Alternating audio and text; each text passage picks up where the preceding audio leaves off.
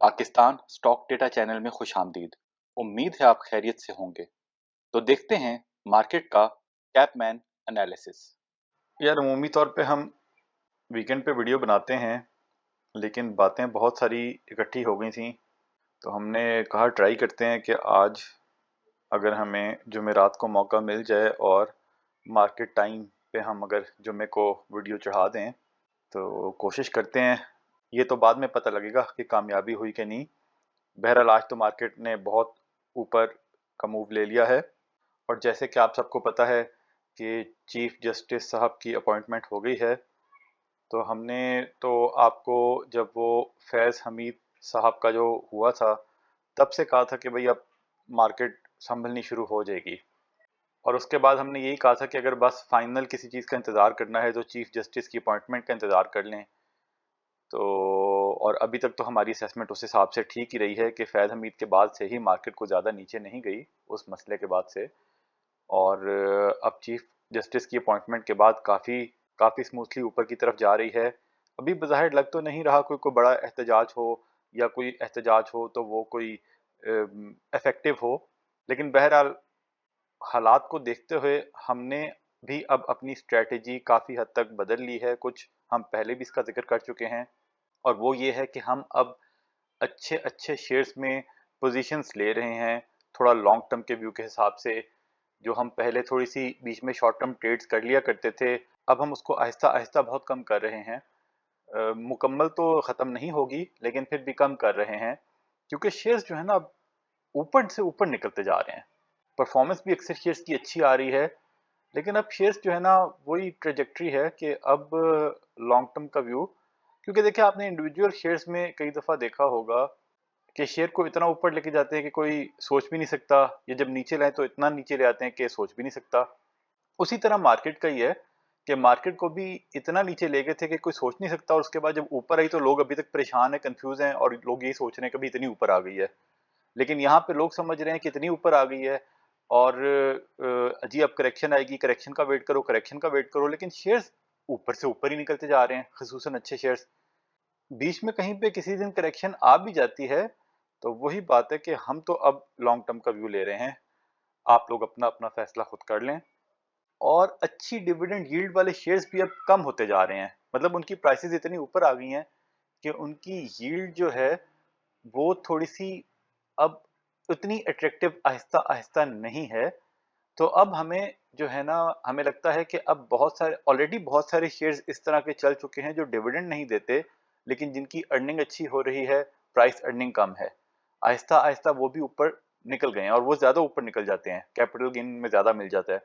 तो अब हम थोड़ी सी स्ट्रेटजी शिफ्ट कर रहे हैं, थोड़ा सा हम अपना स्प्रेड ज़्यादा कर रहे हैं।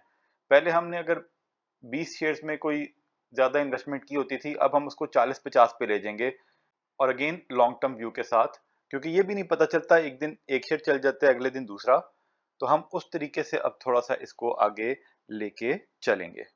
और सबसे जो बकवास बात होती है ना मार्केट में, ये जो एनालिस्ट कहते हैं, इवन खबरों में खास तौर पे जो चैनल्स की डिफरेंट खबरें होती हैं कि जी market all time high, market all time high, market all time high.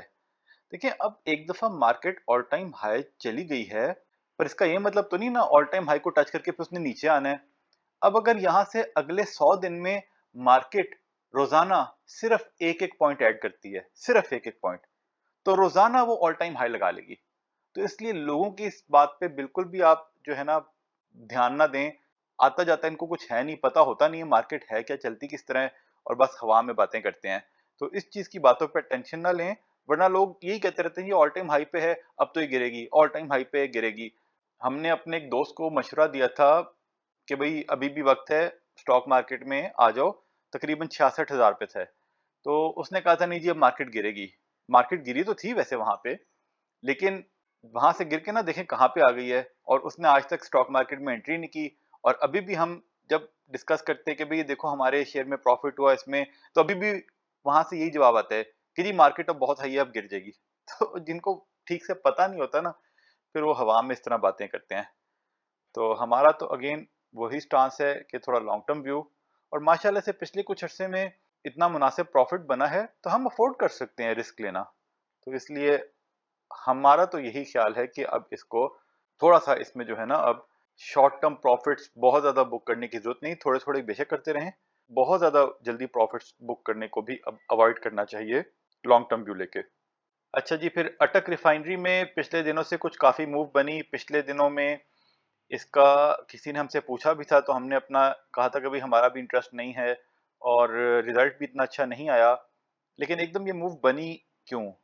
इसका किसी को नहीं पता होता मार्केट में कि किस वक्त किस शेयर में मूव बन जाए।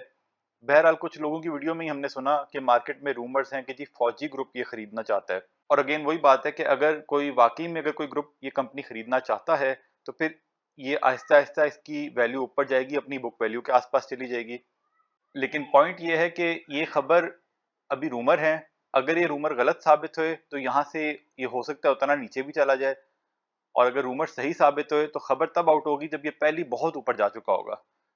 तो इसलिए हम फिर भी कोशिश करके अवॉइड करते हैं। थोड़े बहुत तो हमने आपको बताया ना कि हमने बहुत से अच्छे शेयर्स में थोड़े बहुत लेके रखे हुए थे और वो थोड़े बहुत इसमें पड़े हैं। अगर फायदा होना होगा तो उतना सा हो जाएगा, दैट्स ओके। लेकिन यही है कि हम रूमर्स की बेस पे अवॉइड करते हैं जब तक कहीं ना कहीं से कोई थोड़ी सी ऑथेंटिकेशन ना आ जाए। और अगर उसमें कोई मिस हो जाता है तो मिस हो जाए, कोई बात नहीं। जरूरी थोड़ी है कि हमने हर शेयर से कमाना है। अब हमने ठट्टा सीमेंट से इतना कमाया, क्या सब लोगों ने कमाया? तो ये तो फिर जरूरी नहीं है ना। बस जो आपको सही लगे उस हिसाब से स्ट्रेटजीज बनानी चाहिए। और कुछ लोगों पे तो हमें इतनी हंसी आती है यार, वो एनालिसिस, क्योंकि हम आपको पता है ना वीडियोस तो देखते रहते हैं कि कहीं से न्यूज का पता लग जाए। तो कुछ वीडियोस में हमने देखा, लोगों से पूछा गया सवाल कि अटक रिफाइनरी क्यों चल रहा है, तो वहां पे उन्होंने जी जवाब दिया, जी इसकी कैश पोजीशन बड़ी अच्छी है, इसके एसेट बहुत अच्छे हैं, इसकी बुक वैल्यू बहुत अच्छी है। इससे ज्यादा बकवास और पैथेटिक जवाब इन लोगों के पास नहीं होगा। ये रिप्रेजेंट करता है कि इन लोगों को कुछ पता नहीं है कि मार्केट में क्या होता है। क्योंकि इसकी जो एसेट्स हैं, इसकी जो वैल्यू है, वो 1 साल पहले भी इतने अच्छे थे, और जब ये 150 रुपए पे था तब हमने उस तरफ आइडेंटिफाई किया था कि यार इसके एसेट्स इतने अच्छे हैं, बुक वैल्यू इतनी अच्छी है, तो ये तो बहुत ही अंडर वैल्यूड है शेयर। और अब जब ऊपर चला जाता है तो उनसे पूछा जाता है तो कहते हैं हाँ जी ये वजह हुई होगी। अब कल को गिरेगा, कोई पूछेगा भी गिरा क्यों है, बस जी लोगों ने इतना अब ज्यादा इतना ऊपर आ गया था तो अब गिरना ही था ना। पता कुछ नहीं होता इन लोगों को, जो है ना, हंसी आती है यार इन लोगों पे एनालिसिस पे, कि बस जवाब देना है कि भाई ये साबित करने के जी हमें पता है। हम तो साफ साफ अपने एनालिसिस में आपको कह देते हैं यार हमें नहीं पता कि इसमें क्या चक्कर चल रहा है। लेकिन ये जो बैठे होते हैं ना, क्योंकि इनकी दुकानें चल रही हैं ना इससे, तो ये नहीं कह सकते, ये मान नहीं सकते कि भाई हमें नहीं पता। वो कोई ना कोई वहां से जो है ना आपको उसकी जस्टिफिकेशन दे देंगे। बहरहाल छोड़ें इसको। तो हम तो किसी को नहीं रिकमेंड करेंगे कि इसमें यहाँ पे खरीदे। कोई रिस्क लेना चाहता है तो उसकी अपनी मर्जी है। अगर उसको लगता है कि वाकई में अटक ग्रुप जैसे इतने बड़े ग्रुप को कोई फौजी वाले खरीद सकते हैं तो देख लें। फिर आपने देखा होगा कोहार्ट सीमेंट और डिफरेंट सीमेंट्स में मूव्स बनी। कोहार्ट में तो वो हमने बताया था आपको, बायबैक का चक्कर है, इसलिए 2 दिन में काफी ऊपर आ गया। और ठट्ठा वो सेक्टर के साथ नहीं चलता। लेकिन बाकी भी आप देखें कि कुछ अर्से रुका रहा है सीमेंट, और अब सीमेंट चल रहा है इस वक्त। पायनियर भी ऊपर जा रहा है, चिराग सीमेंट भी ऊपर जा रहा है, और फिर कुछ टेक्सटाइल में भी आप देख रहे हैं। वो असल में अब ये है कि काफी इंडिकेशन आ रही है कि फिर वही, मतलब क्लेम तो किया हुआ है ना कि अगले साल तक, एंड ऑफ 25 तक, कोई पता नहीं इंटरेस्ट रेट सिंगल डिजिट में आ जाए या 10-12 के आसपास आ जाए, ज्यादा कम ना भी हो तो। लेकिन वो काफी उसकी लोगों ने ये स्पेकुलेशन की हुई है कि अभी हो सकता है आगे भी जो अब आएगी वहां पे 2% कम हो जाए, उसके बाद 1-2 और % कम हो जाए, थोड़ा सा एग्रेसिव कम हो जाए। तो उस पॉइंट ऑफ व्यू से भी उसकी एंटिसिपेशन में भी ये शायद चीजें ऊपर जा रही हैं। तो इनको भी आप जो देखना चाहें वो देख लें। प्राइस अर्निंग के हवाले से हमारे ख्याल में अभी भी जो प्राइस अर्निंग के हवाले से 5 से नीचे कंपनियां हैं, उनको थोड़ा टारगेट ज्यादा करना चाहिए, तो वो आप देख लीजिएगा। लेकिन ये इस तरह देखें ना, अब निशात चुनिया का हमने एनालिसिस भी किया था, वो भी काफी ऊपर जा रहा है। कुछ और टेक्सटाइल सेक्टर भी जा रहे होंगे, क्योंकि जब इंटरेस्ट रेट्स कम होंगे तो इनको काफी उसमें फायदा हो सकता है। उसके बाद आरिफ हबीब और आरिफ हबीब कॉरपोरेशन लिमिटेड की जो मर्जर की चीज आई है, तो वो अभी उसमें स्वैप रेशो उन्होंने जो भी डिटरमिन किया है, लेकिन वो क्लियर नहीं है बिल्कुल भी कि वो किस बेसिस पे कौन से एसेट्स एक कंपनी से दूसरी कंपनी में ट्रांसफर हो रहे हैं, वो क्या चक्कर है, कुछ समझ नहीं आई। लेकिन उसके बाद काफी उनमें मूव बनी। बहरहाल ये तो अगर आप हमारे पुराने व्यूअर्स हैं तो आप जानते होंगे हमने उन दोनों शेयर्स को कहाँ पे आइडेंटिफाई किया था और अब वो कहाँ पे पहुंच गए हैं। तो हमने तो यहाँ पे आके उनमें से अब एग्जिट ले लिया है। तो बाकी आप लोग देख लें, अगर आपको कोई उसमें स्पेकुलेशन, अब स्पेकुलेशन की वजह से ऊपर जा सकता है। बहरहाल अभी ये है कि उनके रिजल्ट आएंगे तो फिर उसके बाद हम रीअसेस करेंगे कि क्या वहाँ पे फर्दर एंट्री कोई बननी चाहिए कि नहीं बननी चाहिए।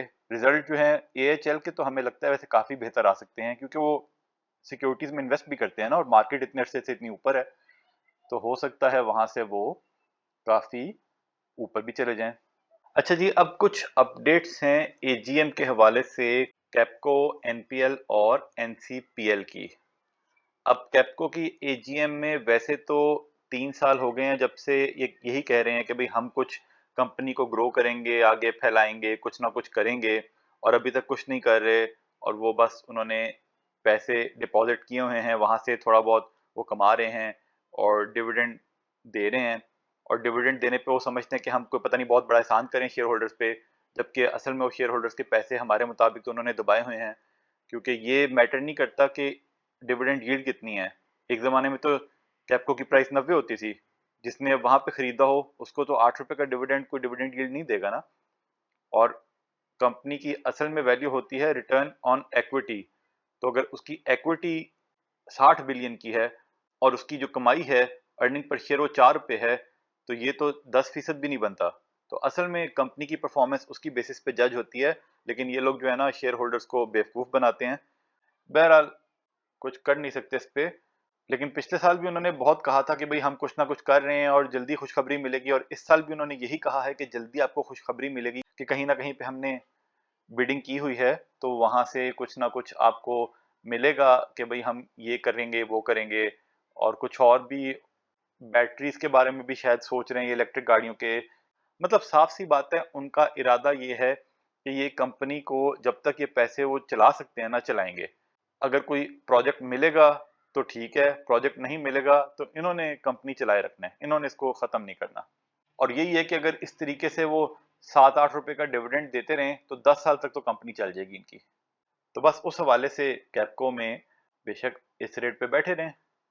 फिर निषाद पावर जो हैं, उन्होंने, उनसे जब सवाल हुए कि भाई ये जो आजकल हुकूमत ने 5 आईपीपी से कॉन्ट्रैक्ट ख़त्म कर दिया है, और वो बातें चल रही हैं कि भाई जो 18 हैं उनके साथ भी कॉन्ट्रैक्ट को रिन्यू करना है, तो अभी तक उन्होंने कहा है कि फॉर्मली अभी तक हुकूमत ने उन्हें अप्रोच नहीं किया।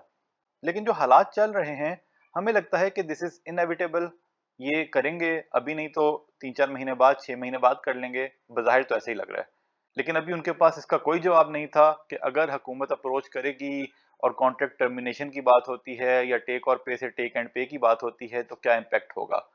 वो इस पे अभी जिक्र करने के लिए, डिस्कस करने के लिए तैयार नहीं थे। वो यही कह रहे थे कि भाई जब तक हमें हुकूमत ने अप्रोच ही नहीं किया, हमें पता ही नहीं है कि वो करना क्या चाहते हैं, तो हम आपको इसके ऊपर कोई रूमर्स की बेसिस पे जवाब नहीं दे सकते। और उनके मुताबिक वो कह रहे हैं उनको भी उतना ही पता है जितना हम लोगों को अखबारों से या टीवी से पता है। तो यानी कि अभी उनका हिसाब किताब उसी तरह, यानी कि उनका हिसाब किताब अभी चल रहा है। और एनसीपीएल का भी यही था। और एनपीएल ने यही कहा कि भाई पैसे तो काफ़ी पड़े हैं, अगर कभी हुकूमत ऐसे आएगी तो फिर सोचेंगे कि उन पैसों का क्या करना है, कहाँ पे किसी नई जगह पे एक्सप्लोर करना है, बिजनेस करना है। अभी तो वो, उनका जो कंपनी है वो इसीलिए बनी हुई है कि वो पावर जनरेशन करे। और एनसीपीएल से ये डिस्कशंस हुई, सवाल हुए कि भाई आप डिविडेंड क्यों नहीं दे रहे। तो इस पे उन्होंने ये कहा कि अगेन ये गोली भी हो सकती है। ये पिछले साल भी उन्होंने कहा था कि हमें शेयर होल्डर्स का ध्यान है, हमने अपने लोन उतारने से इसलिए डिविडेंड नहीं दिया, अगले साल देंगे। और अभी भी उन्होंने कोई पूरे साल में डिविडेंड नहीं दिया, और अब बहाना ये बना रहे हैं कि उनका जो आपस में निशात मिल्स के साथ जो शेयर्स की ट्रांजेक्शन हुई है, पर वो तो ईयर एंड पे आके हुई है ना, पूरे साल में डिविडेंड दे सकते थे।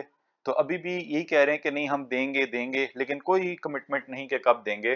तो ये वही बात है जो हमने इतने अरसे से आइडेंटिफाई किया कि चांसेस यही होंगे कि एक दिन आके कोई बहुत बड़ा छक्का मार देंगे ताकि आम लोग ना कमा सकें और इन्हीं के लोग इसमें से इंजॉय करें।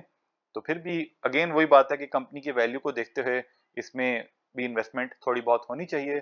तो हमारी इसमें थोड़ी है, लेकिन ये है कि अभी हमने आहिस्ता आहिस्ता हमने कुछ पावर सेक्टर में अपनी होल्डिंग कम की है, और ग्रेजुअली हम इसको और कम करेंगे।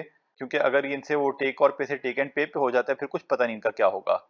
या फिर क्लैरिटी आ जाए कि हुकूमत ने डिसाइड किया कि बस इन 18 को नहीं छेड़ेंगे, जिसका हमें चांस कोई नहीं लगता, लेकिन फिर भी थोड़ी सी क्लैरिटी के बाद देख लेंगे। तो अब थोड़ी सी शिफ्टिंग, स्वैपिंग, स्विचिंग वगैरह की तरफ फोकस है। कुछ रिजल्ट्स की थोड़ी सी बात कर लेते हैं, डिटेल एनालिसिस नहीं होगा, सिर्फ क्विकली बात कि गंधारा ऑटोमोबाइल का है और GHNI का है, इनके रिजल्ट्स अच्छे आए हैं और पीछे बहुत ख़राब रिजल्ट्स आ रहे थे। GHNI के 2-3 क्वार्टर से बेहतर हुए हैं। फिर भी इन दो शेयर्स में गेम्स बहुत चलती हैं और इतना हमारे पास कोई इसकी कोई डिटेल वर्किंग नहीं है कि आगे क्या इनकी प्रॉफिटेबिलिटी ज़्यादा अच्छी होगी या ख़राब होगी या क्या होगा, तो हम फिर भी इन शेयर्स को अवॉइड करते हैं। और अगर गैल के रिजल्ट में देखें तो इसमें रिजल्ट्स बेहतर तो हुए हैं, लेकिन फिर भी इनकी अदर इनकम भी काफ़ी ज़्यादा है और हो सकता है अदर इनकम वो फिर आगे कंटिन्यू ना रहे। तो इट्स डिफ़िकल्ट टू से कि हर क्वार्टर में क्या आप ये ₹7 कमाना शुरू कर देंगे, लेकिन GHNI का उसका भी इस दफ़ा कितना आया है, ₹15 की ईपीएस आई है, तो ईपीएस तो अच्छी है। हम तो इनको खास को पसंद नहीं करते और अवॉइड करते हैं। तो आप अगर यहाँ से कुछ इसको खुद से असेस करना चाहें या अपने ब्रोकर से डिस्कस करना चाहें इनका फ्यूचर, तो देख लीजिएगा। लेकिन इसमें ना एक चीज़ है जो हमें थोड़ी सी वो हमने अब देखी, पहले इस पे गौर नहीं किया था, लेकिन उसके बावजूद भी ज़रूरी नहीं है कि हमारी असेसमेंट इसके बारे में ज़्यादा पॉजिटिव होती। लेकिन ये देखें साजियो के ना, अब देखें टोटल 60 मिलियन शेयर्स हैं सिर्फ मार्केट में, और at the same time hub के देखें तो उनके बहुत ही ज़्यादा हैं, बिलियंस में हैं। ये देखें जी, हब के हैं 1.3 बिलियन है तकरीबन। तो कहने का मकसद ये है कि अगर साजियो ने 10 गाड़ियां बेच के या 100 गाड़ियां बेच के जितना प्रॉफिट बनाया, तो वो उसके 60 मिलियन शेयर होल्डर्स पे डिवाइड होके वो ईपीएस निकलेगा, जो कि बहुत ज्यादा होगा। और अगर उतना ही प्रॉफिट उतनी ही गाड़ियां बेच के हबको ने कमाया, तो वो 1.3 बिलियन शेयर होल्डर्स पे तकसीम होगा और वो उतना ही कम होगा। इसलिए बहुत से लोग ये कई दफा कहते हैं कि अगर हब BYD के साथ उसका काम सही सिलसिला शुरू हो भी जाए, तो फिर भी इतनी ज्यादा प्रॉफिटेबिलिटी उसकी इंक्रीज होती नजर नहीं आ रही। और यही है कि साथियों, अगर अपनी सेल्स को थोड़ा थोड़ा बढ़ाएगा तो इसकी ईपीएस पे और ज्यादा पॉजिटिव इम्पैक्ट आएगा। तो गैल और GHNI में भी थोड़ा सा ये चीज है कि इनके शेयर्स की तादाद जो है ना वो काफी कम है, और इनकी भी अगर सेल्स में थोड़ा इजाफा होना शुरू हो जाए तो इनकी ईपीएस काफ़ी अच्छी हो सकती है। तो अगर आप इनको मॉनिटर करना चाहें तो उस हवाले से आप इनकी भी सेल्स को देखते जाएं कि अगर हर महीने इनकी सेल्स बढ़ रही हैं तो फिर यहाँ से ये पॉजिटिव हो सकते हैं। तो वो अगर आप एक चीज़ ये पॉइंट ऑफ व्यू से देखना चाहें, लेकिन अभी हमारा इनको फर्दर कोई असेसमेंट करने का कोई इतना इरादा नहीं है, बाद में देखेंगे। लेकिन ये है कि इनमें पता कोई नहीं चलता है, बहुत जल्दी ऊपर भी ले जाते हैं, बहुत जल्दी नीचे भी ले आते हैं। तो ऐसे शेयर्स पे जब तक हमें फुल ट्रस्ट ना हो, हम फिर उसको अवॉइड करते हैं। इसी तरह आज ये हेलियॉन पाकिस्तान का रिजल्ट आया और इसका रिजल्ट भी काफ़ी बेहतर हुआ है। पहले भी बेहतर थोड़ा हुआ था, लेकिन ये है कि अगेन फार्मास्यूटिकल कंपनियां भी जो हैं अपने रिजल्ट्स कईयों के बेहतर हो रहे हैं, लेकिन वो रिजल्ट्स बेहतर आने से पहले काफ़ी ऊपर निकल गई हैं। तो इस रेट पे हमारा तो कोई इंटरेस्ट नहीं है, फिर भी आप लोग में से अगर कोई देखना चाहे तो देख ले। असल में वही बात है कि हर केस में हमारे पास इतनी डिटेल वर्किंग, जैसे हम कुछ शेयर्स का डिटेल में एनालिसिस करके आपको बता देते हैं पावर सेक्टर पे जैसे हमने कवरेज की, तो हर केस में हमारे पास इतना नॉलेज नहीं होता और हमारी आमतौर पे असेसमेंट्स होती हैं रिजल्ट आने के बाद। हम असेस करते हैं कि अब ये रिजल्ट अच्छा आ गया है और वो आगे कैसे कंटिन्यू होगा कि नहीं होगा। लेकिन कुछ केसेस में बहुत से लोग एक्सपर्ट्स भी होते हैं या उनके पास इनसाइडर इंफॉर्मेशन होती हैं, उनको पहले से पता होता है कि 1 साल के बाद रिजल्ट कैसा आ सकता है, और वो 1 साल पहले ही शेयर की प्राइस को बहुत ऊपर ले जाते हैं। तो इसलिए हमने फार्मास्यूटिकल को हमेशा अवॉइड किया। तो अब हमें आज की तारीख में भी कोई आइडिया नहीं है कि इनकी प्रॉफिटेबिलिटी यहाँ से मेंटेन होगी, नीचे जाएगी या ऊपर जाएगी। लेकिन ये है कि इनके भी अब रिजल्ट्स अच्छे आने शुरू हो गए हैं, लेकिन हमने इसमें सिर्फ CPHL में थोड़ी बहुत इन्वेस्टमेंट की हुई है। आगे बढ़ने से पहले बताते चलें, हम कोई बाय सेल कॉल नहीं देते, सिर्फ फंडामेंटल एनालिसिस करते हैं। फैसला सबने खुद करना है, क्योंकि मुनाफे में मौज अपनी अपनी और नुकसान में दौड़ अपनी अपनी। जो हमारी वीडियोस देखते हैं और पसंद करते हैं, उनका शुक्रिया। जिन्हें हमारी वीडियोस पसंद नहीं, वो प्लीज ना देखें। तो जी अब चल के देखते हैं वीडियो के ऊपर लोगों के कमेंट्स और क्वेश्चंस। तो पहले ठट्ठा वाली है। अच्छा जी, थैंक यू जी, थैंक यू, जज़ाकल्लाह जज़ाकल्लाह, थैंक यू थैंक यू। ये तो हम साथ साथ बताते भी हैं, लेकिन फिर भी एक माइलस्टोन अचीव हुआ था, इसलिए हमने सोचा वीडियो बना लें। Today people in the market claiming about their ठट्ठा एनालिसिस। चलो यार उनको भी खुश होने दें। अच्छा जी, आपसे मैंने बहुत सीखा, कभी कभी कुछ डिसएग्रीमेंट भी हुआ। जी वो तो होना भी चाहिए, लेकिन THCCL वाले आपके एनालिसिस ने माशाल्लाह से बहुत अच्छा प्रॉफिट दिया। मैं भी एग्जैक्टली आपकी स्ट्रेटजी को फॉलो करता हूँ, थोड़ा थोड़ा प्रॉफिट टेकिंग ज़रूर करता हूँ, मुझसे शेयर्स होल्ड नहीं होते। कोई बात नहीं, अल्लाह आपसे राज़ी हो। जज़ाकल्लाह जी। यार लंबी से ज़्यादा ना सेहत वाली और अच्छी सुकून वाली ज़िंदगी की दुआ किया करें। चलें जी, सब पे फजल हो। पार्टी तो बनती है ऑफ कोर्स, अपने अपने घरों में अपनी अपनी फैमिली के साथ। अच्छा जी, buy 35 sell 52 then buy back and 49 still hold. चलें ज़बरदस्त। अच्छा जी, this is an ultimate strategy after all and goal is to increase investment. ठीक हो गया जी। आई सोल्ड ऑल एट 104, 17 रुपये पे 200 लिए थे। थैंक्स टू यू, बहुत कमाया, फिर लूंगा। बस देखें जी, अब कल अगर वीडियो चल जाती है तो आज इसका रिजल्ट आएगा। Let's see. अगर तो रिजल्ट पिछले क्वार्टर जैसा हुआ ना, ये पहले से स्ट्रेटेजी है, यानी कि कितना 7 रुपए का था शायद, या जितना भी हो, आप बस देख लें कि पिछले क्वार्टर जो Q4 था पिछले साल का, अगर रिजल्ट कम से कम उतना ही है तो फिर इसमें गिरावट भी आई, अगर कुछ लोगों ने बेचा भी, तो फिर भी घबराने की जरूरत नहीं है, और नीचे आने पे और उसमें एक्यूमुलेट वहां पे भी किया जा सकता है। लेकिन अगर रिजल्ट अच्छा ना रहा, यानी कि अगर 7 रुपए के ऊपर 6 भी हो गया तो वो भी इतना बुरा नहीं है, लेकिन अगर कोई 2-3 रुपए का रिजल्ट आ गया तो फिर इसमें मार भी पड़ सकती है। इसलिए हमने यही किया है कि कुछ ना कुछ शेयर्स हमने इसके ना वो रिजल्ट आने से पहले आज थर्सडे को बेचे हैं, और कुछ फ्राइडे को भी थोड़े से बेच देंगे, ताकि थोड़ा सा इस तरह हम अपने ना रिस्क को सिक्योर कर लेते हैं, ताकि अगर खुदा ना खास्ता खराब रिजल्ट आ गया जिसकी हमें उम्मीद नहीं है, सीमेंट सेक्टर के ओवरऑल रिजल्ट्स अच्छे आ रहे हैं, फिर भी अगर खराब आ गया तो हम थोड़ा सा अपना रिस्क को वहां पे कवर कर सकें। और ये है कि इस तरह थोड़ा सा कैश भी आ जाता है कि अगर अच्छे रिजल्ट के बाद भी अगर शेयर गिर जाए तो उसको वहां पे बाय करने के लिए कैश आ जाता है।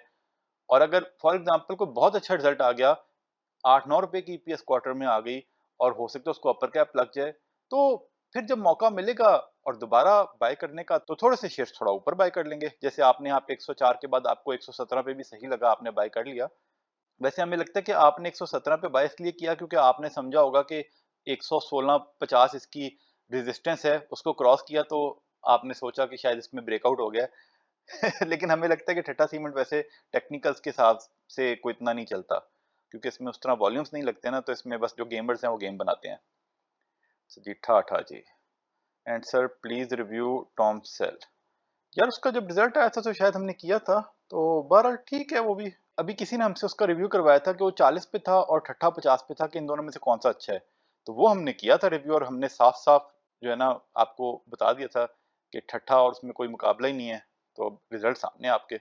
Extremely true story, I bought few because of shortage of investment, always in commanding position and best of you is always do not credit. जी बिल्कुल सही कहा कि ये लेवरेज पे बिल्कुल नहीं करना चाहिए, चाहे आपको 99.99% यकीन हो कि प्रॉफिट देगा, फिर भी नहीं करना चाहिए, क्योंकि you never know what's going to happen. जैसे हमें भी 99.99% यकीन था कि आईपीपी के एग्रीमेंट्स नहीं होंगे टर्मिनेट। अच्छा जी, थैंक यू जी, थैंक यू। बस जी सेहत वाली और ऐसी जिसमें अल्लाह राजी हो। एफसीसीएल, यार देखेंगे, रिजल्ट आता है तो देखते हैं अगर टाइम मिला तो।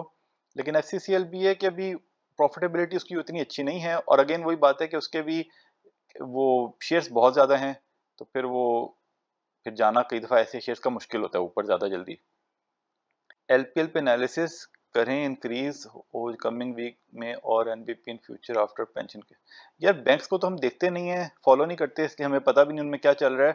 और यार एलपीएल का आप एनालिसिस करने का हमसे कह रहे हैं यार, मतलब कमाल है यार वैसे। अब क्या बताएं आपको, हमारा हमारा वीडियोस जो हैं वो तो एलपीएल और ठट्ठा सीमेंट से ही भरी हुई हैं। तो आप या तो आपने नया देखना शुरू किया है तो आप पुरानी वीडियोस देख लें भाई। अच्छा जी, no discussion on upcoming results. यार अपकमिंग रिजल्ट्स पे हमें क्या पता ना, हम आपको पता तो है हमारी, आमतौर पे हमारी स्ट्रेटेजी होती है कि रिजल्ट्स आने के बाद हम एनालिसिस करते हैं। अब हमें कोई आइडिया नहीं है कि कोई और मसला हो गया उनका, क्योंकि ठट्ठा सीमेंट के वो अपने वो जो आपके पास सीमेंट डिस्पैचेस कई जगहों से आ जाते हैं, तो ठट्ठा सीमेंट उसमें उनकी इन्फॉर्मेशन होती नहीं है।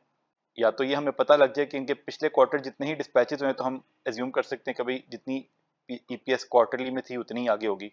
तो इसलिए हम थोड़ा सा अक्सर वेट करते हैं और रिजल्ट आने के बाद फिर अपने फैसले लेते हैं। अच्छा जी, BWHL, I read its quarterly accounts. One thing I'm not able to find out its competitors in market. All car wheel manufactured in Pakistan, Toyota, Honda. यार इतनी तफसील से सच्ची बात है हमने उसकी स्टडी नहीं की हुई। अच्छा जी, can you please give your updated analysis. और अटक सीमेंट, यार अटक सीमेंट जो है उसकी प्रॉफिटेबिलिटी बिल्कुल भी अच्छी नहीं है, और वो जो ऊपर जा रहा है उसके पीछे भी यही कहानी है कि शायद वो फौजी ग्रुप के बारे में जो रूमर्स हैं कि वो खरीदना चाह रहे हैं, वरना वो अभी इस काबिल नहीं है, क्योंकि उसकी बुक वैल्यू 150 से ऊपर है, तो शायद इसलिए जा रहा हो। तो हमारा लेकिन वही बात है, आई एम स्टिल होल्डिंग। यार ये अब आप अपना फैसला खुद कर लीजिए शफीक साहब कि आपको वो उसमें होल्ड करना है या क्या करना है, क्योंकि जिसमें हमारा एनालिसिस नहीं है, जिसका हमें पता नहीं कि वो ऊपर क्यों जा रहे हैं, तो उस पर तो हम खास तौर पे अपनी कुछ ये भी नहीं बता सकते ना कि अगर हमारे पास होता तो हम क्या करते।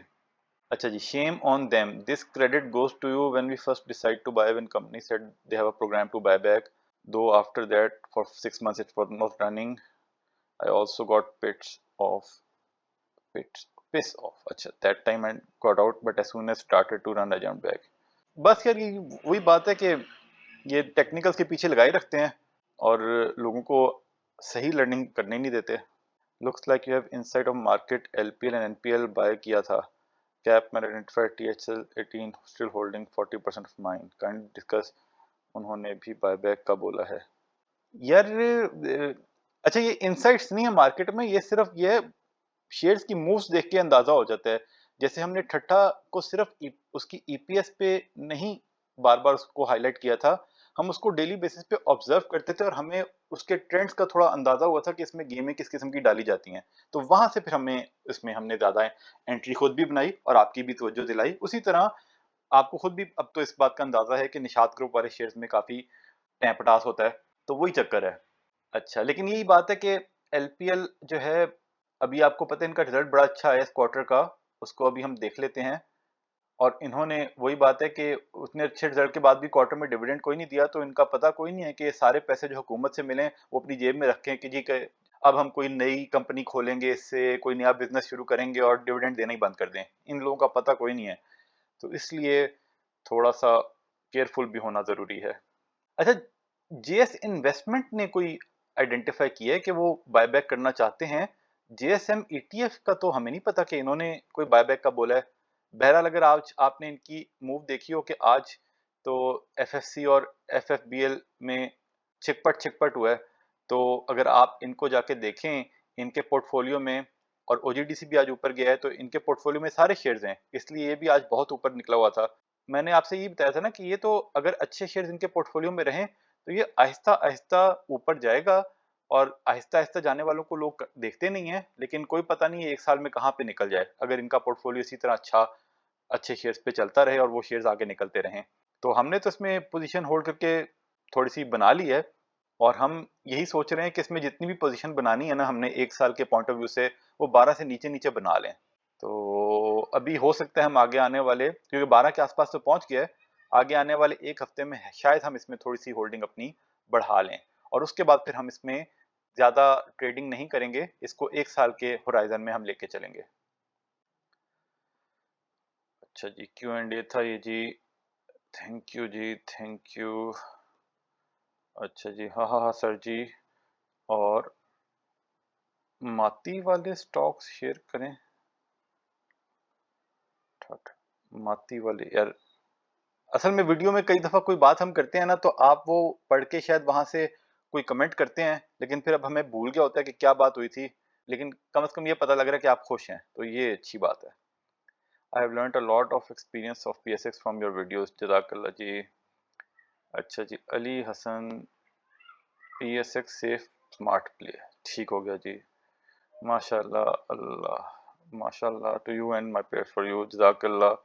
THCCL 60% सेल जो किया वो हपको में इन्वेस्ट किया है for 3 years horizon, but strategy वही है आपकी वाली। THCCL में 95 पे बाय किया, 103 पे सेल किया।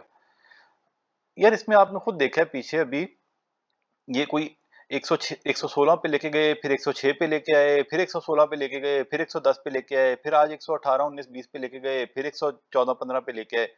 तो इसमें घुमा बहुत रहे हैं, तो हमने खुद इसमें काफ़ी ट्रेडिंग में बनाया है। अच्छा जी, बिस्मिल्लाह। If Capman has to reinvest in Hubco again, what should be its good buying price range you will look for. यार अभी हम इसमें इन्वेस्ट कर ही नहीं रहे बिल्कुल भी। थोड़ा सा इसके जो है ना, हम हालांकि अब आहिस्ता आहिस्ता ऊपर आ रहा है, लेकिन हमने इस वक्त इसको नहीं देखा। जब कभी हमने इसमें देखा, वो जरूरी नहीं है कि हम 70 या 80 पे जाने का इंतजार करें, वहां तो पता नहीं जाता भी है कि नहीं। लेकिन ये है कि थोड़ा सा हम इसमें अभी जो है ना, मतलब वही है कि वो जो बहुत ही थोड़ा सा हम लेके हर शेयर में, हर अच्छे शेयर में, हर मुनासिब शेयर में लॉन्ग टर्म का रखा होता है, वो तो थोड़ा सा है।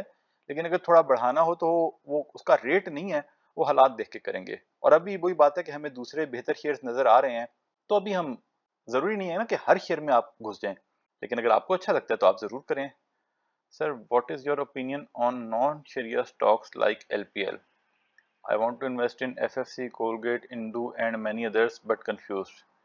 यार इसमें बार बार हम अब इसमें क्या बात करें यार, शरिया, देखिए हम शरिया के हिसाब से उस तरह नहीं लेके चलते, क्योंकि ऑनेस्टली हमें तो इस्लामिक बैंकिंग पे भी डाउट्स हैं। क्योंकि देखिए सिंपल सी बात है, सूद की डेफिनेशन होती है पैसे पे पैसा। तो जो इस्लामिक इंस्ट्रूमेंट्स भी हैं, बैंकिंग भी हैं, अच्छा हमारा नॉलेज भी लिमिटेड है, हमको ये नहीं कह रहे कि हमने बहुत रिसर्च किया है, लेकिन फिर भी हमारे मुताबिक कहीं से भी आपको फिक्स्ड इन्वेस्टमेंट, फिक्स रिटर्न मिले जहां पे आपको नुकसान नहीं हो सकता, सिर्फ प्रॉफिट होगा, तो वो सूद ही बनता है। अब उसको आप जो भी नाम ले लें, फतवा दे दें, तो क्योंकि हमारा दिल नहीं मानता तो हम उसमें नहीं करते, आपका दिल मानता है तो आप कर लें। और डायरेक्ट इंटरेस्ट यानी कि हम बैंक में पैसे रख के नहीं कमाते, और इनडायरेक्ट इंटरेस्ट से आप बच नहीं सकते, तो हम तमाम कंपनीज को देख लेते हैं, हम उस हिसाब, हाँ अनलेस कि कोई कंपनी सिर्फ ही बैंकों में पैसे डाल के कमा रही है, तो उसको कोशिश करते हैं अवॉइड करें। और हम बैंक्स में जो है उनके स्टॉक्स में नहीं करते। तो आप अपना इसमें खुद देख लें, ये बेहतर ये है ना कि इसके लिए अपने जो हैं उलेमा से आप रेलिवेंट से मशवरा किया करें। तो इसमें हर बंदे को जो है ना अपना फैसला थोड़ा करना पड़ेगा। अच्छा जी, अब ये कुछ हमने जो इंडिविजुअल रिजल्ट्स किए थे पीओएल का जी, गुड, ठीक है, ठीक है, ठीक है, ठीक है जी, ठीक है जी। गैटम, अच्छा गैटम भी यार इसके रिजल्ट्स बेहतर आए हैं। अभी टाइम नहीं है, लेकिन आप उसको देख सकते हैं, अगले क्वार्टर के भी आने वाले हैं, अगर वो पिछले क्वार्टर जैसे हैं तो उसमें थोड़ी पोजीशन बना सकते हैं आप। अच्छा जी, जो शेयर चल रहे हैं उनके अलावा है कोई और शेयर्स होंगे, क्योंकि जब आम पब्लिक बाय करती तो शेयर रेंज या साइडवेज हो जाता है। Power and idyllic example, power sector का कॉन्फिडेंस तो शेक हो गया है, वैसे लोग निकल गए। हाँ यार, उसमें अभी हमारे पास, हमारी नज़र में कोई और ऐसा अभी है नहीं। तो वो ठट्ठा ही सबसे ज़्यादा आया था जो आम लोगों की नज़र में नहीं था, एक ये भी वजह होती है परफॉर्म करने की। और बाकी अभी कोई ऐसा शेयर हमारी नज़र में नहीं है जो आम पब्लिक की नज़र में ना हो। और वही एक है वो JSMF ETF जो है, इस पे ज़्यादा लोगों की नज़र नहीं जाती, तो वहाँ पे उस हिसाब से देख लें। लेकिन ये तो अपनी ज़ाहिर बात है कि इसकी डेली वैल्यू के मुताबिक चलेगा, और ये आहिस्ता आहिस्ता करके ऊपर जाएगा। तो इस पे अगर कोई ये सोचे कि भाई जिस दिन मूव बनेगी, या जब ये कोई, इसका कोई ब्रेकआउट श्रेकआउट उस तरह कभी भी नहीं होगा। ये जैसे जैसे इसके शेयर्स अच्छे परफॉर्म करेंगे जिसके पोर्टफोलियो में है, तो ये परफॉर्म करता जाएगा। अच्छा, आप स्टॉक एक्सचेंज के अलावा भी कोई जॉब? यार एक ज़माने में करते थे, आजकल नहीं कर रहे, क्योंकि हमारी थोड़ी कुछ फैमिली की रिक्वायरमेंट्स थी। हालांकि आज ही हमें दोस्त ने फ़ोन करके एक पोजीशन के बारे में बताया है, लेकिन अभी हम थोड़ा सा कुछ घरेलू इश्यूज हैं जिसकी वजह से हम अभी जॉब का इरादा नहीं है। और थोड़ा थोड़ा हमारी दाल रोटी अब स्टॉक मार्केट से चलनी शुरू हो गई है, तो इसलिए हम अभी इतना नहीं सोच रहे किसी और जॉब के बारे में। लेकिन एक ज़माने में हमने हमने 14 साल की है service.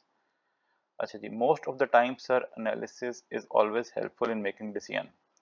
I bought 25 NPL at 37 and stuck now. Kindly guide about RGT of NPL and RGT पता नहीं क्या चीज़ है, and strategy what to do. Buying level of airline.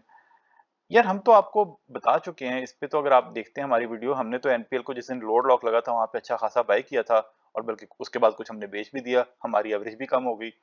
तो इस टाइम पे हमारा जो आपने भी जब 37 पे खरीदा होगा तो 5 रुपए तो निकाल देना, इसका मतलब है आपकी वो डिविडेंड आ जाएगा, तो बाइंग तो 32 की है। तो हमें तो लगता है कि भाई इस ट्रेड पे भी खरीदना चाहिए। देखिए वही बात है ना कि अगर उनका, फॉर एग्जांपल उनका भी अगर कॉन्ट्रैक्ट टर्मिनेट हो जाता है, तो स्टॉक मार्केट की मूव्स की वजह से वो ऊपर नीचे तो हो सकता है, लेकिन लॉन्ग टर्म में उनके पास 70-80 रुपए पड़े हैं कंपनी के पास, तो लॉन्ग टर्म में तो आपको नुकसान नहीं देगी। पर इस टाइम पे ओवरऑल लोगों का पावर सेक्टर से जो है ना इंटरेस्ट कम हुआ हुआ है, तो इनमें गेम शे में चल के किसी भी टाइम पे ऊपर भी निकल सकते हैं। तो हमारा तो यही है कि अब हमने जो इसका होल्ड किया हुआ है, ये जैसे जैसे हमारी वही स्ट्रेटेजी है, इसमें 50-50 पैसे ऊपर जाते हैं हम थोड़ा सा बेच देते हैं, अगर 50 पैसे नीचे आएगा वापस खरीद लेंगे, उसी स्ट्रेटेजी पे हम चल रहे हैं। आप बाकी देख लें, बाइंग करके एवरेज कर लें, for sure Nishat will get huge chunks of amount. बस वो तो मिल जाएगी, पर आगे देते हैं कि नहीं ये बस इनका मसला है। बहरहाल पिछले साल इन्होंने Q1 में डिविडेंड नहीं दिया, इनका रिजल्ट आने वाला है नेक्स्ट वीक। अब अगर तो आपको पता है Q4 में 5 रुपए का डिविडेंड दे दिया था, तो अगर तो इस किस्म का कोई इन्होंने धमाका दोबारा से कर दिया तो फिर इसमें वापस मूव बन जाएगी। और अगर इन्होंने Q1 में फिर से कोई डिविडेंड ना दिया तो फिर ये नीचे भी आ सकता है। तो अब ये आप देख लें कि आपने इसमें रिस्क लेना है रिजल्ट से पहले या रिजल्ट आने के बाद फिर फैसला करना है। चलें जी, इसके बाद है जी पाकिस्तान नेशनल शिपिंग का जी। You are right about investors in PNSE holding their shares, my father had bought the original IPO। ओए माशाल्लाह माशाल्लाह जी, नो इनहेरिटेड टू मी। चलिए अल्लाह उनको जन्नत नसीब करे और आप इंजॉय करें इसको। अच्छा जी, अब्दुल सलाम, माशाल्लाह सलामत रहें जी, जज़ाकल्लाह जी, जज़ाकल्लाह। पाक D, it is also government entity and could be privatised in near future. पाक डी यार देखेंगे, इसका प्रॉफिटेबिलिटी थोड़ी कम हो गई है और इन्होंने अपना बहुत सारा पैसा जो है ना वो ये इंटरेस्ट वगैरह में हमें लगता है रखा हुआ था एक ज़माने में, इसलिए हमने इसको देखना थोड़ा छोड़ दिया था। तो इसकी ऊपर नीचे होती रहती है, लेकिन फिर भी IT सेक्टर में बाकियों से काफ़ी बेहतर है इसकी EPS। अच्छा जी, निशात चुनिया पे सर इमेज में इनसाइडर बाइंग चल रही है, प्लीज़ रोशनी डालें। यार वैसे सच्ची बात है, इसकी जब इनसाइडर बाइंग के बाद हमने इसमें थोड़े से शेयर्स लेके रख लिए थे तो और थोड़ा सा भी ऊपर भी गया है। अब उसके पीछे कहानी क्या है वो हमें नहीं पता। कई दफ़ा ज़रूरी नहीं होता कि हर दफ़ा कहानी हो, बस कई दफ़ा होता है कि डायरेक्टर्स के पास पैसे ज़्यादा हों तो वो खरीद भी सकते हैं। लेकिन हमने भी थोड़े से ले लिए थे, बल्कि हमने तो उनमें से 20% बेच भी दिए हैं, 1 रुपया ऊपर गया तो। अच्छा, NCL versus Interloop, what's the key point you select NCL? यार इंटरलूप का अभी आज ही आपने रिजल्ट देखा होगा, उसका अच्छा नहीं आया। NCL की थोड़ी सी हिस्ट्री हम देखते हैं यार, इसने हिस्ट्री में इसकी EPS काफ़ी अच्छी रही है और ये डिविडेंड भी देता था अच्छा, और प्राइस बहुत नीचे है, इंटरलूप की प्राइस बहुत ऊपर है। और उस हवाले से हम देख रहे हैं कि ज़ाहिर हमें ऐसा लग रहा है कि बेहतर ज़्यादा हो सकता है यहाँ से। Let's see. तो बस इस तरह हम कर लेते हैं, ज़रूरी नहीं होता, हो सकता है इंटरलूप ज़्यादा अच्छी कंपनी हो, फ्यूचर में ज़्यादा ऊपर निकल जाए। हर चीज़ में ज़रूरी नहीं ना कि हमें 100% हमारी असेसमेंट ठीक हो जाए। What about SSGC? जी पता नहीं, कुछ भी नहीं पता इसके बारे में। रिजल्ट 7 नवंबर को आएगा। रिजल्ट किसका? NCL का? पता नहीं, 7 नवंबर तो अभी दूर है, जिसका भी आएगा जी देख लेंगे। अच्छा जी, बलोचिस्तान व्हील्स, यार ये जो नए IPOs आए हैं ना, इनके बारे में हमारा नो कमेंट्स, क्योंकि ये जो है ना बहुत ही 2 नंबर लोग हैं। 2 नंबर इस सेंस में है कि ऑलरेडी स्टॉक्स की वैल्यू बहुत नीचे है पाकिस्तान में, अभी भी बहुत से स्टॉक्स अंडर वैल्यूड हैं, और ये जब नया IPO लेके आते हैं उसको ये फेयर वैल्यू पे रेट करके लेके आते हैं। हालांकि दुनिया में ये होता है कि नया IPO जब मार्केट में आता है तो डिस्काउंट पे शेयर होल्डर्स को दिया जाता है, मार्केट के इन्वेस्टर्स को दिया जाता है, ताकि वो लोग इन्वेस्ट करें और वहां से पैसा कमाएं। पाकिस्तान में पुट्ठा हिसाब है। अब इनमें गेमें चलें तो और बात है, लेकिन इनको हम कंप्लीटली अवॉइड करते हैं। शिफ्ट कर लिया है although rates are a bit high. अच्छा ठीक है। फर्स्ट पता नहीं क्या चीज़ है फर्स्ट। अच्छा जी, और ईफर्ट जी, गुड जी, ठीक है, thank you. Simple and easy, thank you, very nice information, always wait for analysis, thank you. अच्छा, ये आपने यहाँ पे लिखा ना सिंपल एंड इजी, कुछ लोग इस पे एतराज करते हैं कि यार आपका तो बहुत ही सिंपल होता है, आप तो ज्यादा डिटेल में जाते ही नहीं है। यार देखें, हर चीज के, ये उन लोगों के लिए, आपके लिए नहीं, आपको तो शायद ये पसंद आ रहा है। हर चीज के डिटेल में हमारे पास जरूरी नहीं है कि इतनी नॉलेज हो कि हम जा सकें। फिर अगले क्वार्टर में क्या होना है उसके बारे में भी हम वो कोई अपनी जजमेंट पास नहीं कर सकते। तो ये सिंपल एनालिसिस हम एक अपना आइडिया लेने के लिए करते हैं, और ज्यादातर केसेस में ये सही होता है। और जिन कंपनीज में बहुत ज्यादा वेरिएशन होती है EPS में, उनको हम इसी बेसिस पे फिर अवॉइड करते हैं। लेकिन अगर हमें ज्यादा डिटेल हम एनालिसिस नहीं कर सकते तो हमने हाथ पे हाथ रख के तो नहीं ना बैठना है। हमें जितनी हमारे पास इंफॉर्मेशन अवेलेबल है उसके मुताबिक कुछ ना कुछ असेसमेंट तो करनी चाहिए ना। तो जो लोग ज्यादा डिटेल के इंतजार में रहते हैं वो डिटेल को भी कभी समझ नहीं पाते, और हमारी जो कोशिश होती है और जिस तरह हम एनालिसिस करते हैं, हमें पूरी उम्मीद है कि अगर जो नॉन फाइनेंस वाले भी जो लोग हैं जो देखते हैं हमारी वीडियोस, अगर वो थोड़ा सा अपने माइंड को अप्लाई करें तो ये चीजें उनको भी बड़ी आसानी से समझ आ सकती हैं, और आहिस्ता आहिस्ता अगर वो बार बार देखेंगे तो ये ज्यादा बेहतर समझ आ जाएंगी उनको। तो इस एनालिसिस का ये हमें सबसे ज्यादा फायदा नजर आया। Analysis on FCL and IUPAC, ये वही अभी हमने बात बता दी है। अच्छा जी, पीपीएल पीएसएक्स का एनालिसिस कर दें। यार पीपीएल और ओजीडीसी का एनालिसिस की एक वीडियो पुरानी अवेलेबल है, वही आज भी एप्लीकेबल है। और पीपीएल और ओजीडीसी में हमें ओजीडीसी इसलिए बेहतर लगता है कि हमारे ख्याल में मुस्तकबिल में वो ज्यादा बेहतर डिविडेंड देंगे और पीपीएल डिविडेंड कम देगा, लेकिन ईपीएस दोनों की बराबर चल रही है, तो आप पीपीएल में भी इन्वेस्ट कर सकते हैं लॉन्ग टर्म के व्यू के साथ। और पीएसएक्स में हमारा कोई व्यू नहीं है, वो कोई प्रॉफिटेबिलिटी वाली कंपनी तो नहीं है ना, उसका जितना भी अच्छी परफॉर्मेंस दें उसकी प्रॉफिटेबिलिटी ऐसी ही रहेगी, कभी वो इम्प्रूव नहीं होगी और होनी चाहिए भी नहीं। उनका पर्पस ही नहीं है प्रॉफिट कमाना उस एंटिटी का। लेकिन ये है कि कभी उसको शेयर को ऊपर नीचे कर लें तो वो तो आप गेमें चलती रहती हैं मार्केट में।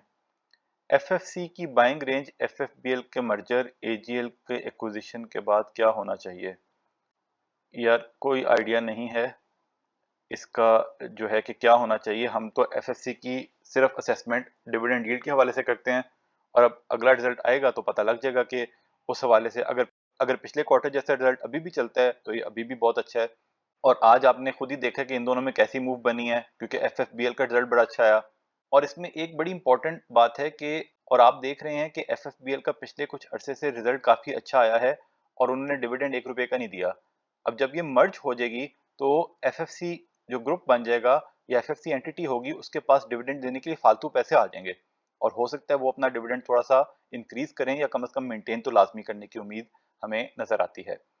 और एजीएल के बारे में हमें कोई पता नहीं कि उस एक्विजिशन से इस ग्रुप को क्या फायदा होगा, लेकिन ओवरऑल और बाइंग रेंज तो यार 180 थी जब हमने असेसमेंट की थी, तो इस वक्त बाइंग रेंज तो नहीं है। लेकिन वही बात है कि अगर कंपनी अच्छा परफॉर्म कर रही है तो किसी भी टाइम पे उसको बाय किया जा सकता है। अब यार चल के 2-3 रिजल्ट्स देख लेते हैं। अब देखें जी, कोहाट सीमेंट अपना बायबैक का पीरियड शुरू हुआ तो एकदम ये 310 से 370 के आसपास आ गया। लेकिन आज अगर इसका रिजल्ट को देखें, इसका रिजल्ट आया है और इसका रिजल्ट जो है पिछले साल के सेम क्वार्टर के मुताबिक सेल्स थोड़ी कम हुई हैं, लेकिन ग्रॉस प्रॉफिट ज़्यादा हुआ है। इसका मतलब इन्होंने अपनी कॉस्ट पे कंट्रोल किया है और नेट प्रॉफिट भी काफ़ी ज़्यादा है। और 11.25 के मुकाबले में 17.5 रुपए की ईपीएस आई है और बहुत अच्छी है। ये उम्मीदों से ज़्यादा आई है। उम्मीदों से ज़्यादा का क्या मतलब है हमारे हिसाब में कि जो पिछले क्वार्टर से अच्छी हो तो फिर वो उम्मीद से अच्छी आई है। और देखिए इसमें जो इम्पोर्टेंट फैक्टर है ना, वो आपको देखने की ज़रूरत ये है कि अब ये अपना बायबैक जो शुरू करेंगे, ये देखें जी, ये तकरीबन 6% अपना ये जो है ना बायबैक करेंगे शेयर्स को, यानी कि मार्केट से तकरीबन 6% इनकी जो शेयर्स कम हो जाएंगे। और इतनी ही प्रॉफिटेबिलिटी अगर अगले साल आएगी या अगले क्वार्टर, अभी तो बायबैक चल रहा है ना, जब अगले साल आएगी तो वो उससे 6% इतने ही प्रॉफिट आफ्टर टैक्स होगा, तो ईपीएस में इसमें 6% का इजाफा हो जाएगा, यानी कि वो तकरीबन इतने ही प्रॉफिट में 18.5 की ईपीएस होगी। और हमने लेकिन हिस्ट्री देखी है कि जितनी भी कंपनीज में बायबैक आया है उसके बाद उनकी प्रॉफिटेबिलिटी ज्यादा बढ़ी है। यानी कि कंपनीज आमतौर पे बायबैक उस वक्त करती हैं जब उनके पास फालतू पैसे भी पड़े हों और उनको ये भी नजर आ रहा हो कि उनकी मुस्तकबिल में प्रॉफिटेबिलिटी अच्छी होने वाली है, इसलिए वो बायबैक कर लेते हैं ताकि वो उसका फायदा जो है वो खुद हासिल कर सकें। तो इसलिए जो है ना, इसका यहाँ से ये रिजल्ट बहुत अच्छा आया है। और यहाँ से इसमें आज मूव नहीं बनी, क्योंकि पहले 1-2 दिन मूव बनी हुई थी। बहरहाल ये है कि यहाँ से इसमें हमने आज बाइंग की है इस रिजल्ट आने के बाद। बाकी अब इसका ट्रेंड देख लेते हैं, लेकिन बहुत ज़्यादा नहीं की क्योंकि डिविडेंड बिल्कुल नहीं देता, तो इसको आपने सिर्फ प्राइस अर्निंग के हवाले से, कैपिटल गेन और बायबैक के पॉइंट ऑफ व्यू से आपने इसको एनालाइज करना है और उस हिसाब से देखना है। लेकिन रिजल्ट इतना अच्छा था तो हमने सोचा कुछ और खरीद लेने चाहिए। तो चल के अब इसका ट्रेंड देखते हैं। अच्छा जी, कोहाट सीमेंट के ट्रेंड को देखें तो पिछले 2 क्वार्टर से बेहतर सेल्स हुई हैं और पिछले साल के 1-2 क्वार्टर्स में, शुरू के क्वार्टर्स में भी ऐसी ही थी, लेकिन ग्रॉस प्रॉफिट इस मरतबा ज़्यादा अच्छा हुआ है और नेट प्रॉफिट भी ज़्यादा अच्छा हुआ है। तो पिछले देखें 5 क्वार्टर्स में इसकी सबसे बेहतर इस मरतबा ईपीएस रही है।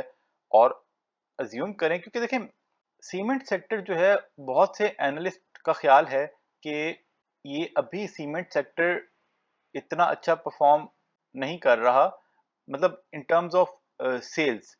कि अभी वो उतनी ज़्यादा डिमांड नहीं है मार्केट में, लेकिन आहिस्ता-आहिस्ता अगर मुल्की हालात ठीक होते हैं, इकोनॉमी बेहतर होती है, तो सीमेंट की डिमांड जनरेट होगी अगले 1-2 सालों में, फिर इंटरेस्ट रेट्स भी कम होंगे। तो यहाँ से सीमेंट सेक्टर ओवरऑल पॉजिटिविटी उसमें आती नज़र आ रही है। वो एक आप अलग से एनालिसिस देख लें, अपना पॉइंट ऑफ व्यू देख लें कि उनमें से कौन-सा आपको बेहतर रेट पे लग रहा है। लेकिन कहने का मकसद ये है कि हालात को देखते हुए हमें लगता है कि अगर कुहाट सीमेंट ने इस मर्तबा अच्छी परफॉर्मेंस दी है, 17 रुपए की ईपीएस आई है, तो ये कंटिन्यू भी कर सकती है आगे अगले क्वार्टर्स में। और अगर 17 रुपए की ईपीएस कंटिन्यू कर दी इन्होंने आगे, फिर तो कोई 65-70 रुपए की ईपीएस साल में हो सकती है।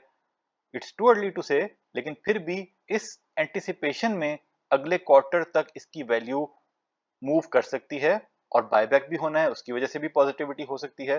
तो ये भी इसलिए हमें इस ईपीएस के बाद, अगर यानी कि इसकी ईपीएस अगर 11-12 रुपए आई होती तो हमने इस रेट पे फर्दर नहीं खरीदना था, हमने तो 300 के आसपास थोड़ा लिया था।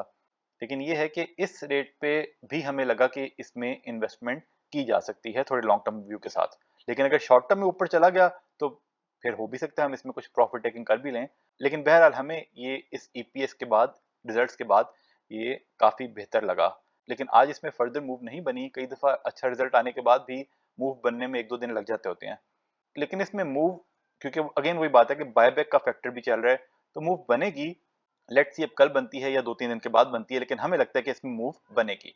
और अगर यहाँ से नीचे जाता है तो हम समझते हैं इसमें थोड़ा सा फर्दर एक्यूमुलेट किया जा सकता है। तो बहरहाल बहुत अच्छे रिजल्ट्स आए इसके। अच्छा जी, लाल पीर को देख लें तो ये अब ऊपर आके इसका रिजल्ट आया, रिजल्ट बड़ा अच्छा आया, लेकिन डिविडेंड नहीं दिया, तो 1 रुपए नीचे चला गया था, अब थोड़ा सा रिकवर कर गया है। बाकी अब जब क्लैरिटी, बीच में भी परफॉर्म कर सकता है, लेकिन क्लैरिटी का अब इंतजार है, और वो मीटिंग तो अब 14 नवंबर को है हमें लगता है, तो तब तक ऊपर जाने को जा भी सकता है, जाना चाहिए भी। लेकिन क्लैरिटी तब आएगी कि वो पैसे का करेंगे क्या, अगर वो भी तब अगर उस मीटिंग में उनसे पूछा जाए। तो थोड़ा सा अब इसको डिविडेंड के पॉइंट ऑफ व्यू से ज़रूरी नहीं है हम देखें, क्योंकि हमें नहीं पता डिविडेंड देंगे कि नहीं, लेकिन इसको लॉन्ग टर्म एंटरप्राइज वैल्यू के हिसाब से अब इसको देखा जा सकता है। और अगर इसका वैसे रिजल्ट देखें तो ये देखें जी, क्वार्टर में 4 रुपए 40 पैसे की ईपीएस, यानी कि अगर इनका एग्रीमेंट ज़बरदस्ती ख़त्म ना किया होता, इरिस्पेक्टिव के वो कैपेसिटी पेमेंट्स कर रहे हैं जो भी कर रहे हैं, तो ये 15-16 रुपए की ईपीएस अगले 3 साल तक कमाते रहते, तो मौजा ही मौजा हो जानिया सी। लेकिन चलो, अब इसका बहरहाल ट्रेंड भी जाके देख लेते हैं। और अच्छा, इसमें जो इम्पोर्टेंट पॉइंट है ना, जो पीछे हमने आपका इसका एनालिसिस किया था, बल्कि इसका ट्रेंड रहने देते हैं, ट्रेंड तो देख ही अब ट्रेंड तो तब देखते हैं ना कि आगे क्या होगा।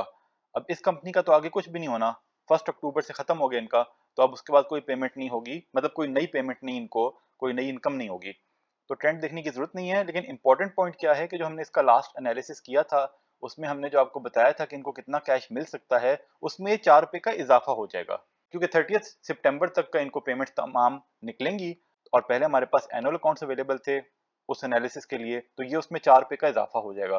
तो this is again a positive news. अच्छा जी, फौजी फर्टिलाइजर बिन कासिम, इसका रिजल्ट आया, और इसका रिजल्ट दिया दिलाया अगेन इन्होंने कुछ नहीं, लेकिन इनका रिजल्ट जो आया इस क्वार्टर का, वो 6 रुपए 20 पैसे, तो बहुत अच्छा रिजल्ट था, एक्सपेक्टेशन से ऊपर आया। और क्योंकि फौजी ग्रुप जो है एफएफसी और एफएफबीएल को सस्ती गैस मिलती है, तो इसीलिए इसमें भी मूव बनी और एफएफसी में भी मूव बनी, क्योंकि इसका रिजल्ट अच्छा आया है, इसलिए प्रोबेबली लोगों ने एंटिसिपेट किया कि एफएफसी का रिजल्ट भी इस दफ़ा भी पिछले क्वार्टर से बेहतर आ सकता है, और डिविडेंड भी वैसा ही हो सकता है जैसे पिछले क्वार्टर में 10 रुपए दिया था। तो अब रिजल्ट आएगा तो पता लगेगा, लेकिन इस बेसिस पे ये ऊपर गया है और इनमें मूव बनी है। और आप जैसे वही हमने बात शुरू में की थी कि अच्छे शेयर्स में अब ऊपर से ऊपर निकलते जा रहे हैं, तो अब उसमें ना लॉन्ग टर्म इन्वेस्टमेंट्स होनी शुरू हो गई हैं।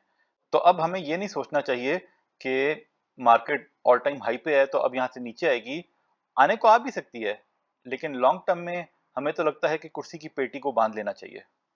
इसका अब हम ट्रेंड देख लेते हैं। अच्छा जी, ये देखें जी एफएफबीएल का, तो सेल्स इनकी जो हैं पिछले क्वार्टर से बेहतर हुई हैं, 2 क्वार्टर से बेहतर हुई हैं। वैसे Q4 में अच्छी थी, Q3 23 के मुकाबले में कम हुई है, लेकिन ग्रॉस प्रॉफिट काफ़ी ज़्यादा बेहतर हुआ है, और नेट प्रॉफिट भी पिछले कुछ 5 क्वार्टर्स में सबसे अच्छा रहा है। तो ये देखें ना, बहुत ज़बरदस्त हो गई है इसकी ईपीएस। और यहाँ से अगेन, जब तक फौजी ग्रुप को सस्ती गैस मिल रही है, तब तक तो ये बहुत अच्छा इनका सिलसिला चल रहा है। बट देखें ये सिलसिला कहाँ तक चलता है। तो अभी तो इसमें फर्दर हमने इस रिजल्ट के बाद थोड़ी बाइंग की, क्योंकि हम पहले कुछ थोड़ा बेच चुके थे, रिजल्ट का इंतजार कर रहे थे, और रिजल्ट आने के बाद फिर हमने इसमें कुछ और फर्दर बाइंग की। और एफएफसी, अच्छा इसमें अगर आप यहाँ से इस रेट के ऊपर अगर वो निकालें ना, फैक्टर 4.29 से मल्टीप्लाई करें, तो वो भी उसमें ना 10 रुपए का तकरीबन 10-12 रुपए का गैप है, यानी कि वो तकरीबन 260 बनता है और एफएफसी की वैल्यू 270-75 है। और ये गैप हमें लगता है इसलिए है क्योंकि अभी एफएफसी का जो रिजल्ट आएगा उसमें एफएफसी डिविडेंड अनाउंस कर सकता है 10 रुपए तक का, अगेन अगर रिजल्ट अच्छा आया तो। और यही वो गैप है जो हमें लगता है बेसिकली इनकी वैल्यूज में नजर आ रहा है, क्योंकि अगर वो 10-12 रुपए का डिविडेंड अनाउंस करते हैं तो वो प्रॉबली, हमारी अंडरस्टैंडिंग है, गलत भी हो सकती है, लेकिन हमारी अंडरस्टैंडिंग है कि वो अभी सिर्फ एफएफसी के शेयर होल्डर्स को मिलेगा। जब तक में वो डिविडेंड एक्स होगा तब तक में एफएफबीएल के शेयर होल्डर्स को एफएफसी के शेयर्स नहीं मिले होंगे। तो उसी पॉइंट ऑफ व्यू से जो गैप चलता आ रहा है हमें ऐसा लगता है। बहरहाल हमें लगता है कि फॉर द टाइम बीइंग ऐसा गैप इतना है नहीं, ये सेम प्राइस पे चल रहा है, सिर्फ डिविडेंड के फैक्टर को अगर निकाल दें तो दोनों शेयर्स खरीदे जा सकते हैं। लेकिन ये है कि एफएफबीएल से एफएफसी में ट्रांसफर होने में हमें नहीं पता कितना टाइम लग जाए, तो अगर कोई लोग जो ट्रेडिंग खास तौर पे करते हैं उनके लिए बेहतर है कि वो एफएफसी में ही मूव बनाएं। और ये था हमारा एनालिसिस। ये सारा डेटा हमने पीएसएक्स की साइट से लिया। आप खुद वैलिडेट करें, फिर अपना फैसला करें। याद दहानी करवा दें कि बाय सेल कॉल नहीं थी, वजह पहले बता चुके। तज्जिया पसंद आया तो शेयर, लाइक, सब्सक्राइब करें, बेल आइकॉन पे क्लिक करें। खुश रहें और अपने अमल पे तवज्जो दें। अल्लाह के हवाले।